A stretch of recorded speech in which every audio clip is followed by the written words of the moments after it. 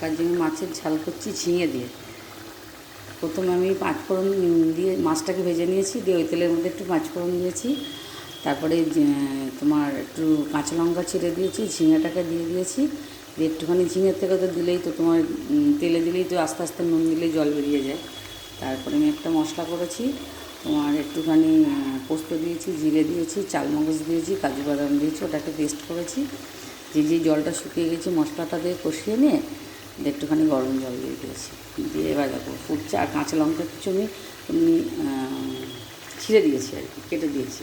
আর একেবারে মাছগুলো দেবো, দিয়ে ঝোলটা শুকিয়ে যাবে, দিয়ে নামিয়ে নেবো। কাতলা মাছ এমনি তো সবাই তো মাছের ঝাল করে, কচি কচি যদি ঝিঙে হয় তো এরকম করে ঝাল করলেও খুব ভালো লাগে খেতে।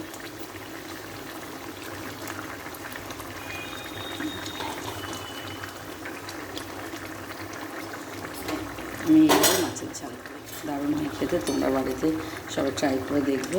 এবার যেই জলটা শুকিয়ে যাবে আমি মাছটাকে নামিয়ে নেব।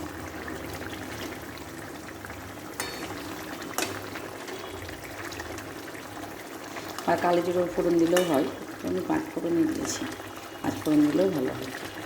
এখন চিকেন করবো, চিকেন কষা করবো, মাছটা হয়ে যাবে। অনেকগুলোই রান্না করবো আজকে, উচ্ছে ভাজা করবো। এখন মাছের ঝালটা করছি, তো আমি তোমাদের সঙ্গে শেয়ার করলাম। কারোর যদি ভালো লাগে তো ছটপট করে একটু লাইক করে দেবে, সাবস্ক্রাইব করে দেবে, আর বাড়িতে এরকম করে রান্না করে ট্রাই করে দেবে। ভালো হচ্ছে না, ভালো হলে তাহলে আমাকে কমেন্ট করে জানাবে।